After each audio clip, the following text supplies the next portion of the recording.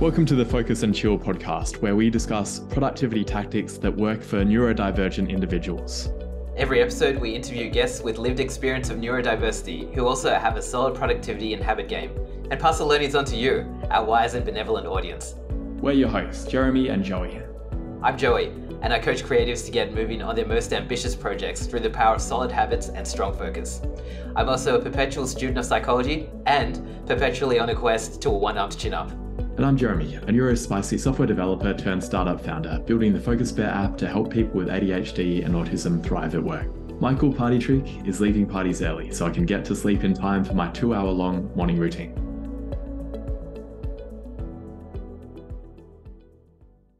The Focus and Chill podcast is brought to you by Focus Bear, a habit and productivity app that makes healthy habits and deep work the path of least resistance. If you have a tendency to check emails or scroll through Instagram first thing in the morning, but long to develop a meditation and exercise habit first thing, Focus Bear can help you. The app blocks distractions on all your devices and guides you through your habits one at a time. Throughout the day, Focus Bear assists you to stay in deep work by blocking websites and apps that are unrelated to your chosen focus mode. Life's not all about work though. You'll be prompted to take regular breaks to rest your eyes and stretch your muscles. At the end of the day, Focus Bear helps you switch off. Work-related apps get hidden so you can unwind and sleep well. Check out the app by going to focusbear.io. Welcome to episode number 53 of the Focus and Chill podcast. We're thrilled to be joined by ST Rappaport today. ST is a brain engineer who works with ADHD entrepreneurs to unleash their potential via peak brain performance. ST assists them in optimizing their ADHD so they can remove overwhelm, get more done in less time, and enjoy growing their business again. Welcome to the show, ST. Thank you so much, Jeremy and Joey, for having me. I am so excited. I really look forward to this conversation. Yeah, likewise. I really enjoyed chatting with you on your YouTube show a while ago and really keen to ask you a few things. Starting off with, can you tell us about your experience with neurodiversity? When did you realize you weren't neurotypical? From a really young age, knew I just wasn't, I didn't fit in. At the time, I did not know the term neurodiversity, and I gave all these different reasons and excuses as to why I was different, which some of them may still have had an impact, but most definitely, I did not like to think in a box, and I did not like school, and never liked anyone telling me what to do, so much so that I left school early. But I've never been officially diagnosed ADHD, though quite a few of my family members have been. So I must definitely have very high ADHD traits, and I absolutely love it. Yeah, school seems like a common negative experience for many people, me included. What were some of the things that were challenging during those high school? And was it mainly high school, or was it even younger than that as well that you found it as a problem? Yeah, for me, it actually started really young. I remember the first day of first grade. So there's pre-1A, which is a little bit less schoolish, right? And then there's first grade, literally walking down the hall to the classroom. We haven't even started yet. And my teacher shushing me to be quiet. And oh, not for me, too much telling me what to do. And so high school actually surprisingly was that bit better, but not enough for me to stick it out. At 16, after 10th grade, I wanted to just drop out, and obviously my parents weren't very excited about that. And so what I did was I just took my GEDs, which by the way is a real cool hack because you could get your high school diploma 2 years before everyone else. I think everyone should do that. But then afterwards, I went to study in England for 2 years. So there was much more like college, and you got to do what you want, and that was fun. But what I really found really challenging about school was just having people tell me what to do. Don't tell me when to wake up. Don't tell me when to come to class, when to sit down, when I need to move. Let me just do what I want to do. I actually really love learning, but not in a classroom setting. I think that's very common. I'm not familiar with GEDs. Is that an exam that people have to do at the end of their high school in order to? Yeah, so in America, every state has slightly different rules, but it's pretty common that if you don't get it's like 4 if you don't get your high school diploma. If you have your high school diploma, you don't need to do your GEDs. But if you for some reason dropped out or have come from a different country and don't have a high school diploma or things like that, then you take 5 tests. I mean, they're not fun, but it's not these really big tests that you hear in some states that they have really hard ones. And I got that piece of paper stamped by the government. Like I said, 2 years before everyone. I was like, why are you still sitting in the classroom? Yeah, Yeah, I love that hack. What were some of the key challenges that you faced after school? It's a good question. I think that my biggest challenges actually happened during school. And during that transition period of those 2 years that I was in college in England, I really started doing a lot of like personal development work and getting into like finding my own ways and learning about myself, becoming like super self-aware. I've done some of that before, like in high school, but like those 2 years, I went like like way more deep. And I think that by the time I came home, I'm not saying like there's always challenges, but I felt much more in a place of where like much more empowered. I didn't feel like I had someone on top of my head telling me what to do. Like I never had a job. I always like did what I wanted to do and had my own businesses and things like that. I less felt the struggles of neurodiversity after school. It sounds like you created an environment where you set up the conditions to thrive in terms of both doing the personal development and your own business journey. Yeah, You you didn't got have a it. boss Like telling you even what to do. yeah, you think I listened in college either? Don't worry. At the time I did photography and I rented at a studio and instead of going to classes, I would like do photography for people. So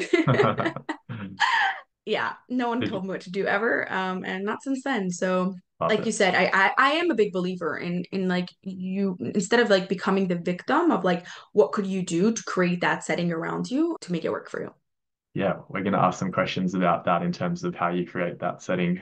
That sounds really cool. But just last question on this front, what were the businesses that you've run over that period? Yeah, so the main one was the photography.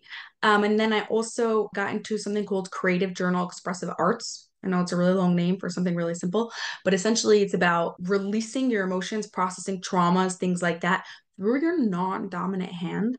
It's really interesting how it like connects with your emotions part of your brain, things like Uh-huh. that. And so, yeah, I had that. And there was also a point where I combined the two. I did that together with the photography. And then there was like also like some other consulting marketing, just like some little random stuff because we always do 100 things, right?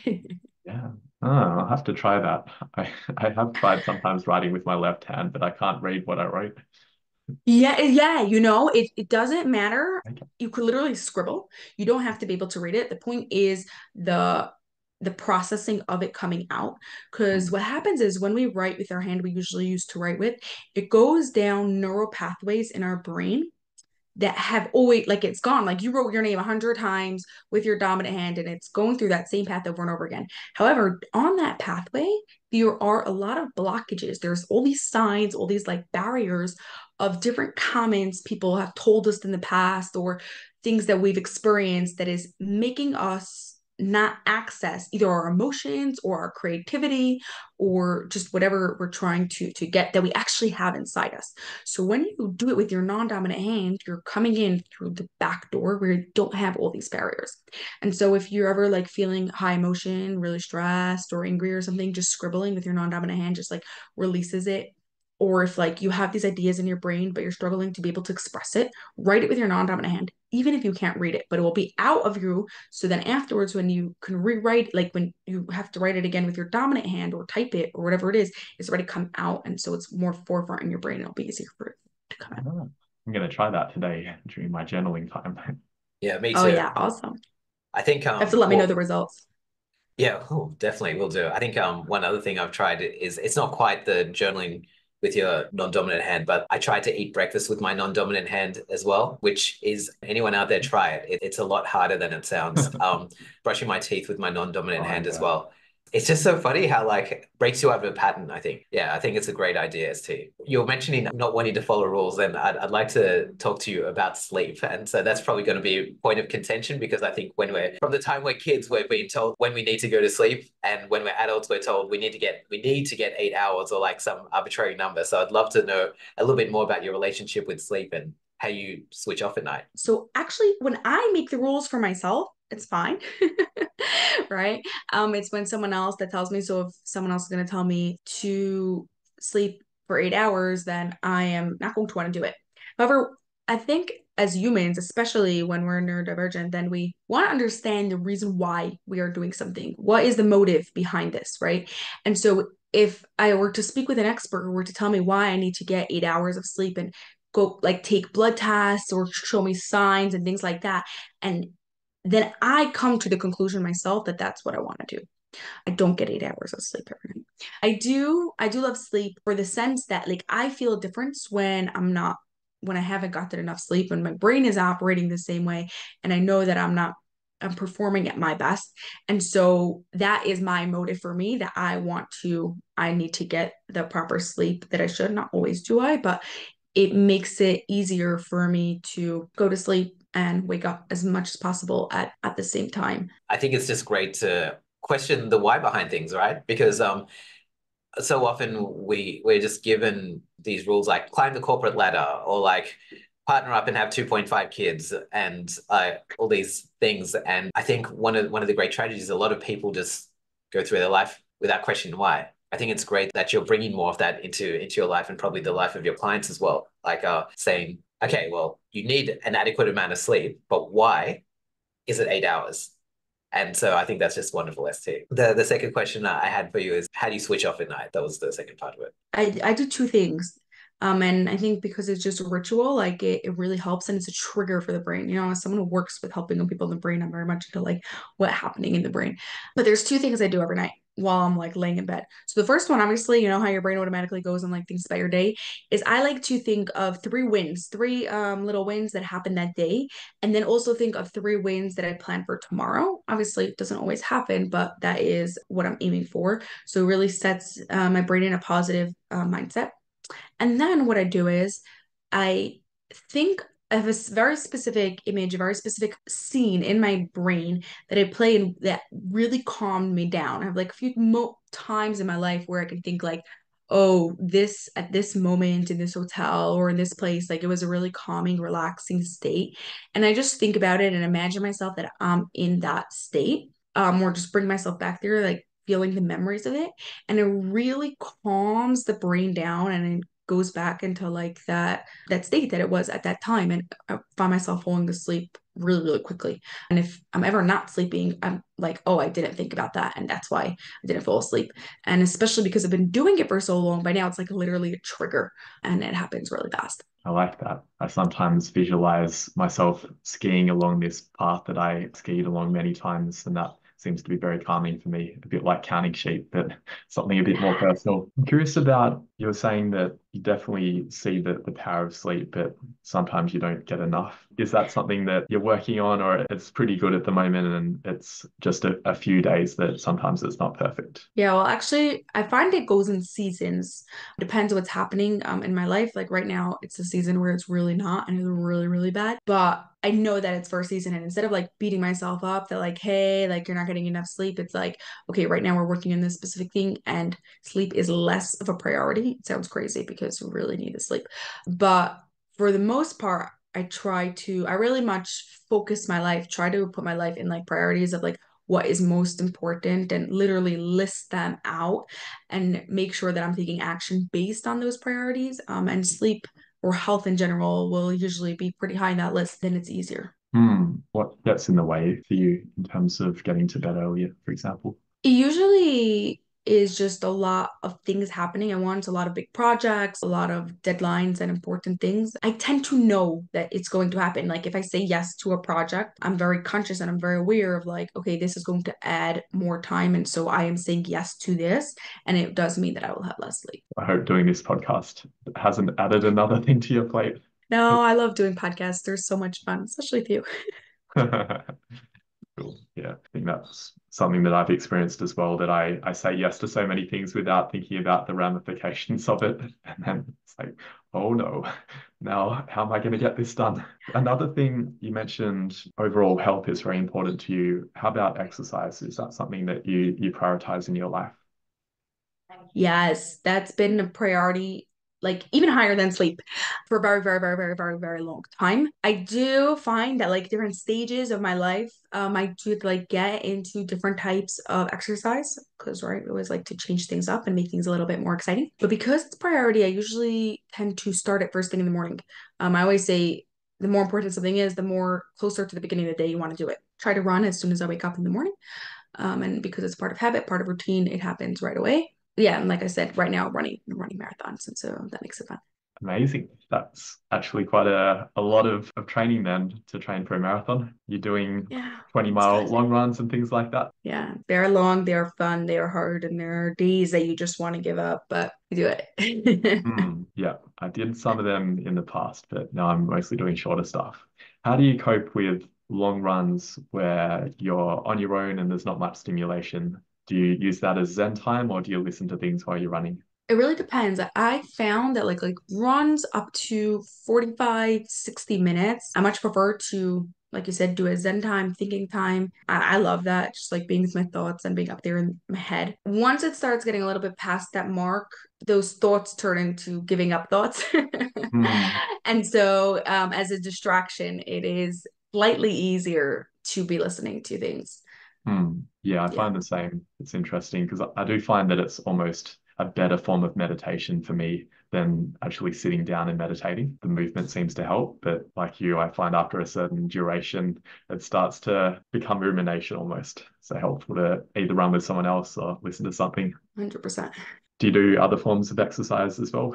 Well, as you know, when you run marathons, you're not don't only run, you actually also have to do strength and cardio, Yeah. specifically strength. So yeah, so we stick some of that in, but running Hmm. is most definitely a big one. And I also love swimming. So when I can, I do that too. Love it. Must be an intense training regimen. How many hours per week do you reckon you spend on training? Actually, not so much. It's like every morning, it's usually about 45 minutes ish, with Sunday being the exception. Some days are long runs and they tend to be about 2 hours unless it's getting close to a marathon, and then it's like three hours or so. But other than that, it's normal workout time. Hmm. And it probably sets you up really well for your workday. Oh yeah, you feel a difference, and I think you know that. Yeah, so ST, could you tell us a bit more about like the projects you might be working on during your workday? As you know, I work with ADHD entrepreneurs. That is like the business, but everything in business has many, many projects to it, many, many parts to it. So obviously there's actually working with the clients. And like I said earlier, I love podcast guesting. And so there's a lot of things related to that. There's hosting my own podcast, which has a very not regular formula because like everything, I'm not listening to the rules. And so that's a big part, and just in general, marketing, everything else related to business, that tends to be my biggest projects. Outside of work, my projects are often related to travel. I absolutely love travel. And obviously researching before, learning about the country, learning about what's there, both on like a tourist then and being even like to like I love like connecting with like the locals and learning about that. So that most definitely tends to be some really fun projects.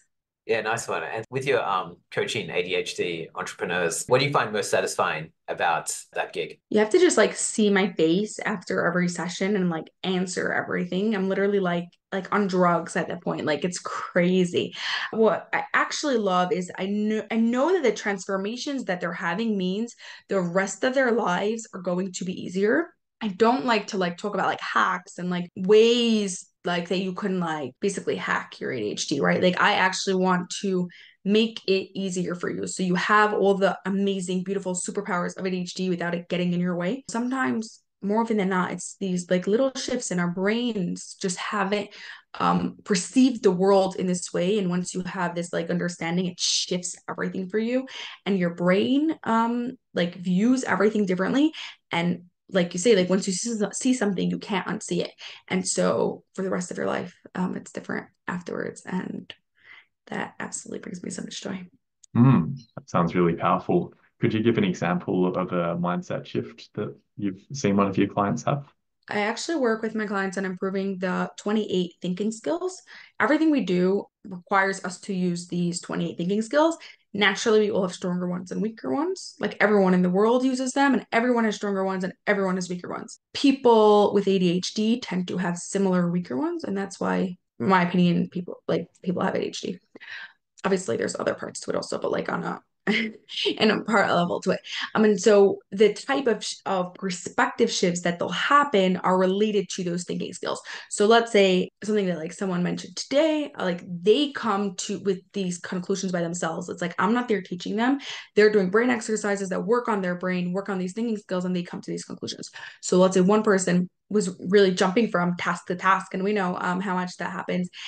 And actually, in a previous session, a different person in the group mentioned it, and she's like, there's like resistance to this. I don't want to try this. It's like I actually need it. And then today she comes and she says, my resistance reduced. I was like, what happened there?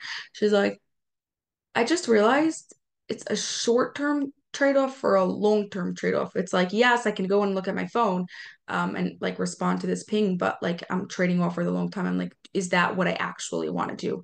And there, it's just so simple, but so profound. And when a person's brain, not just like knowledge, but like when their brain understands it on a neural level where they make connections and it like just clicks in their brain, it's just like that forever. And then you can't you cannot see that. I like that idea of thinking about long term versus short term, but it being so hard to do, the resistance around not looking at the phone or not using some, I guess, adjustments or accommodations that aren't actually helpful. I often hear people talking, for example, about watching videos while they're working as a way to increase the stimulation level for something boring. But I think it's the same sort of thing, that it's a short-term payoff for a long-term reduction. Do you find it hard sometimes with people who have got their own strategies that actually seem wrong? Or are you trying to help people? They might have a strategy that seems wrong to you, but actually it works for them. You're asking a very tricky question. You want me to be honest here, right? Well, we'll try to do this without offending anyone.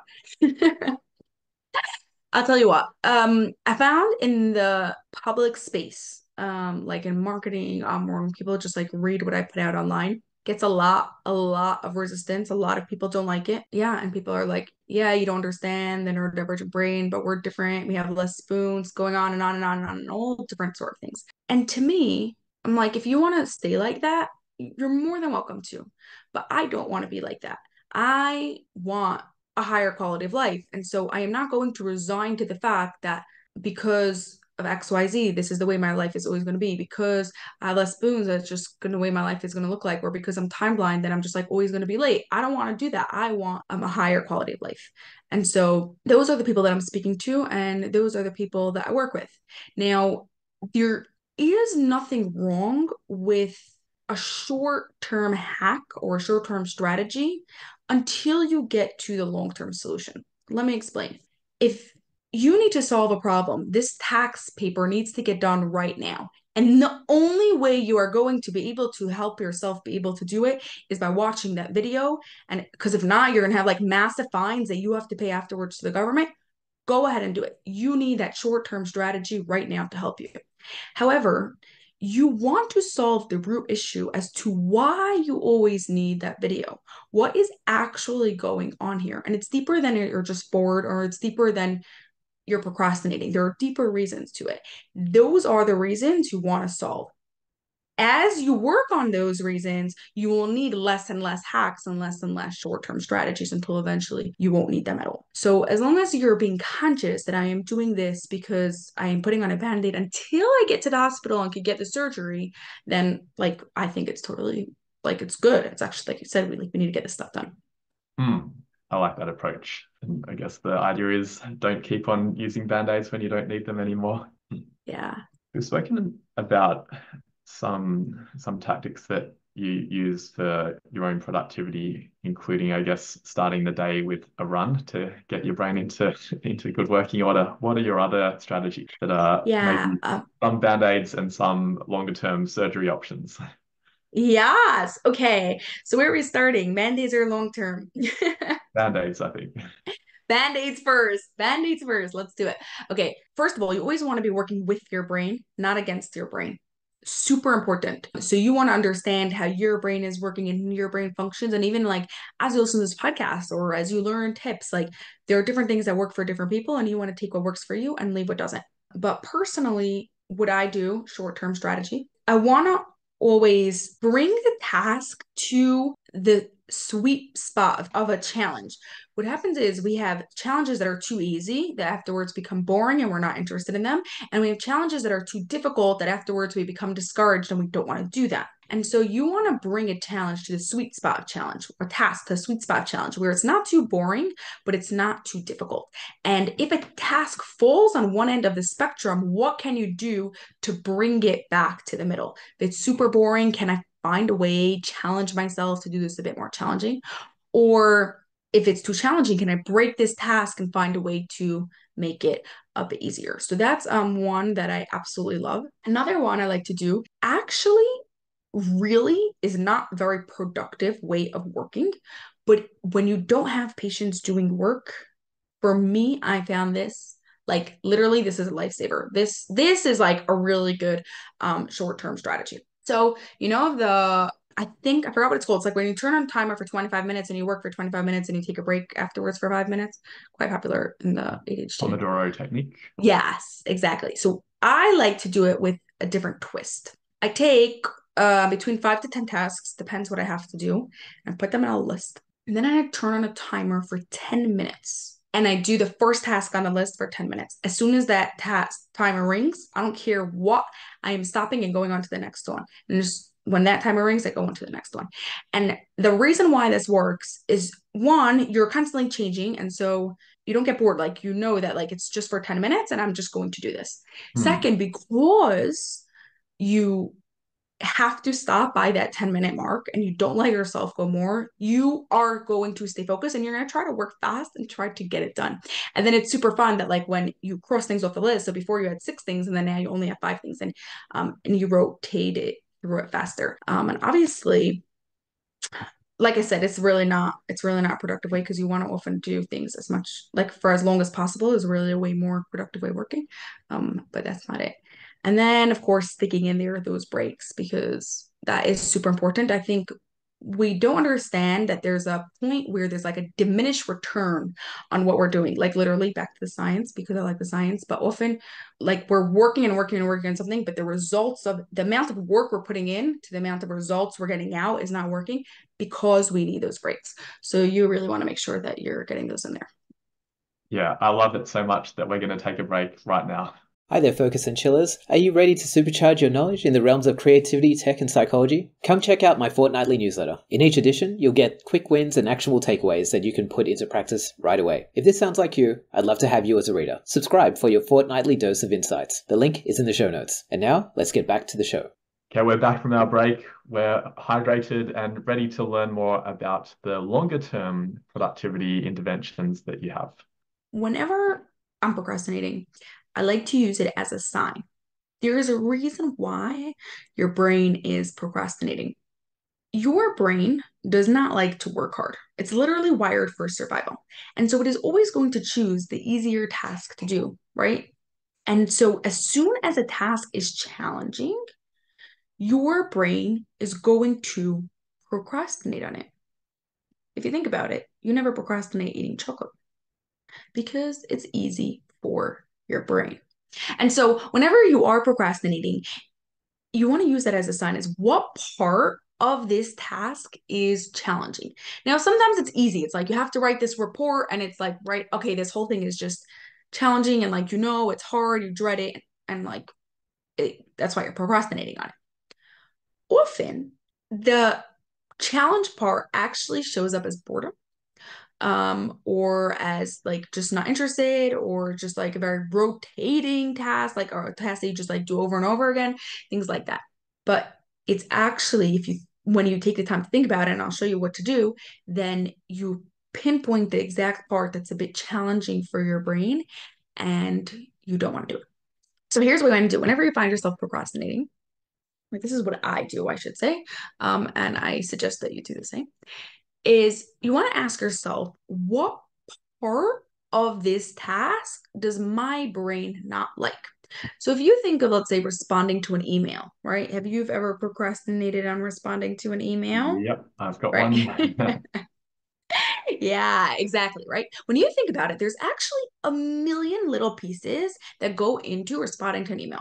You have to open the email. You have to read the email. You have to understand the email. You have to figure out what you are going to say. Then you actually have to write it out in a sentence that they can understand. And then you have to proofread it. And I could go on, right? Which part of this whole process does your brain not like? Does it not like the fact that it has to decipher complex words to figure out what the email is saying? Does it not like the fact that it has to decide on an answer? Does it not like the fact that it has to formulate the response coherently in a way that the other person can understand? What part of this does it not like? That is the part that you want to work on. That part is actually related to those 28 thinking skills that I mentioned earlier. But you don't have to know the 28 thinking skills. If you don't know them, it's totally fine. You want to understand part of it. So if, let's say, for example, you say like, hey, you know what? For me, the part that's really challenging, and this is actually true, like this is what was coming for me, is formulating the response in the best way possible, in a clear, organized way for the other person to be able to read it. Then that's what you want to work on. In all areas of your life, anytime you have to express yourself, you want to take the extra moment to figure out, how can I express this in a clear, cohesive manner? And what's going to happen is, anytime in your life where you have to express yourself in a clear, cohesive manner, is all of a sudden going to start getting easier because you've worked on the root issue as to why you don't like writing emails. And you don't have to find a way to hype yourself up to answer emails. Your brain actually now has an easy time doing it and has no problem responding to those emails. Does that make sense? Yeah, okay. So it's sort of identifying a weak skill there and strengthening that skill and looking at the barriers to it. Is there also Exactly. an aspect of if your job is composed mainly of tasks that you don't enjoy and that you're having to amp yourself up for it, is that a sign that maybe it's the wrong job? Could that be part of the longer term productivity tactics as well? 100%. 100%. Like we mentioned earlier, you always want to work with your brain, not against it. I will most definitely recommend to change jobs. Whenever I ask someone what they do, always my second question afterwards is, are you happy? Like, do you like your job? Always, like, no matter what, no matter if it's their own business or they're working for, like, it's always like that. Because I really think that's a big component. But if you want to be smarter about this and take this to the next level, after you change your job and when you're in a slightly better space, then ask yourself, so what part of that job you didn't like, because probably it's showing up in other areas and it's affecting you in other places. And so if you can identify what those thinking skills are, I'm going to improve that, then maybe keeping your house organized will be a little bit easier, or communicating with your friends and family will be a little bit easier, etc. Yeah, definitely. You can't escape some of those challenges there entirely, even if you travel to another country. Right? No matter how much we try to run away from it, we always bring our brain with us. It's a cosmic joke, isn't it? We try to escape, but we always bring ourselves with us. So it's yeah. And speaking of the travel you mentioned before, are there any other things that you like doing in your off time, ST? That is most definitely a really, really, really big one. Another one that I tend to do often that just I absolutely love is having deep conversations, either with close friends or also with strangers, is super fun. Like, I don't like what's the weather style. Small talk. I love going deep. Those tend to be the big ones. There are some other things that, just talking about priorities, have been really pushed into the bottom of that list, but art, painting, dancing, like freestyle, things like that. But those most definitely I do not do. Yeah, yeah. I love the conversations with strangers thing. I really wish I had more courage to do it. I probably do it more than most people, but I probably don't take every opportunity I can. I think one of the things that comes up for me, ST, is that I think I get into a bit of a time scarcity thing. So I might be walking to do the groceries and stuff, and then maybe I might be at the traffic lights or something. And I'll just be like, why not just strike up a conversation with this person that's next to you? But it's like, oh, because I'm on my way to do the groceries. I got things to do today, right? Is that something that ever comes up for you, that feeling of time scarcity? And if so, how do you reframe it so that you do it more often? Yeah, so it's actually something that majorly struggled with. Like majorly, I really like have my planned time and like I want to do what I'm do. And if you come up to me in the grocery store and try to talk to me, I'm not going to be interested in talking to you. Sorry, I'm there to do my groceries. And so before I tell you how I reframe it, I will just add about like talking to strangers. I tend to find it in certain situations. Like I know I am going in to talk to strangers. So if like I'm a networking event, like this is a moment where I'm going to talk to strangers and I'm going to try to get like I'm just going to go deep, right? Or on a podcast or whatever it is. But back to how I reframe the time scarcity, I don't think it's so much as like a scarcity as in like, oh no, I don't have enough time for it, versus back to my priorities of like, it's more important for me to get this workout done, or I'm choosing to get this work task done because I prefer that over speaking to the stranger. And but like we said earlier, it's like the short term versus the long term. Yeah, I love that. The time scarcity and the whole idea of I don't have time to do X. I like the way you look at it, ST, because the bottom line is it's all about choices, isn't it? It's all about I'm either going to choose to roll the dice and talk to this stranger or choose to go and do my groceries and because of the things that I've got prioritized later on today. And so I think that's an excellent way of looking at it. I love nerding out about this stuff. One of the things I wanted to ask you about is you don't like making small talk, and neither do I. What I enjoy doing is like taking small talk questions and then putting a slightly different spin. Not so much that it's like you're asking them about their deepest, like what's the most traumatic thing that's ever happened to you, but like something like what do you do? And I love how you said you also asked, do you enjoy that? And I think that's an excellent spin. Do you have any other favorite questions for, I guess, breaking that pattern of small talk? Yeah, one I really like, and people actually really appreciate it, is what's been the highlight of your week? It's like everyone likes to talk about good things. And the first sentence may sound like a small talk, but it's usually a very big doorway to something a lot deeper. And then you could like play by ear based on what that person wants. Because yes, do not ask them their deepest, darkest secrets in the first 3 seconds met them. Yeah, I love what you're talking about with opening the door, like keeping the door ajar. And if they want to come through, then you can invite them through, but you're not forcing them through it. I think that's an excellent way to start any connection. Absolutely. We spoke about the serendipity of talking to strangers versus the routine of grocery shopping. Do you have a routine for your morning and what does it look like? My routine for the morning is actually really simple. I work best in the morning. My brain is sharpest in the morning. I know as the hours go on, less and less like productive work is going to happen. And so I always like to start my day as soon as possible. Obviously after my workout because that's just helps the productivity, right?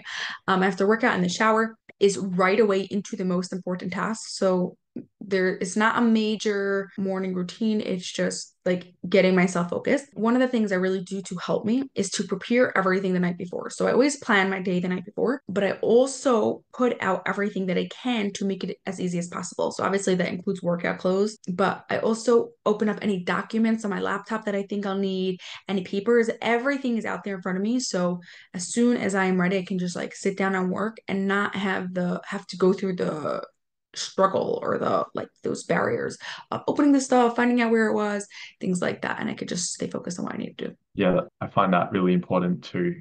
The last thing I want first thing in the morning is to be dealing with where did I put that document or where is that task? It really destroys the momentum. So I like that you're basically starting the day with a running start, both literally with the run and from the preparation before. Is that something that you've always done? Because the starting the day with the hardest thing is quite a challenging mental gymnastics art to do. I probably not my whole life. I can't remember when that switched. There were points in my life that like I was also did like more of the morning routines with like journaling and other things like that until I realized that like it's just more of a distraction than like of what I'm actually like trying to get it to for me at least. Like I love journaling. For me, I found like it works much better at night, like journaling my day and or if there's like a challenge, things like that. But in the morning, my brain is just I'm such a morning person. Like some people like off many people take the time to like warm up to work up. My brain is like so sharp in the morning and there's like literally there's no point in like trying to put any barriers in between that. And so, like always, we like to work with our brain, and that's what I try to do. Yeah, that sounds like a wonderful morning routine. ST, where can people connect with you or find more about your work? Yeah, You can connect with me anywhere online at Life Picks University. So whatever your favorite social is, that would be Life Picks, Pix University. And if you want to find out where you're standing with each one of the 28 thinking skills, you can take a free cognitive function assessment, an assessment that goes through these 28 thinking skills at lifepicksuniversity.com/brain. That's life picks with an X, university.com/brain. Awesome. We'll include that link in the show notes. Do you have any final words or asks for the audience? Just that this is so much fun. I absolutely love it. Thank you so much for having me. And I will say though, I personally had my biggest like freedom when I stopped caring what other people think. I know it's like super cliche, but until you're actually doing it, you need to hear it. Like just go and do it. So if you're feeling really stuck and a lot of things are stopping you and you're just like not able to do what you want to do, just don't think about anyone else and just live your life. Love it. Thank you so much, ST. Thanks for tuning in to this episode of the Focus and Chill podcast. To listen to other episodes, jump onto podcast.focusbear.io. If you'd like to be a guest on the show or you know someone who'd be a good fit, email us at team@focusbear.io. Otherwise, stay focused, stay chilled, and peace out.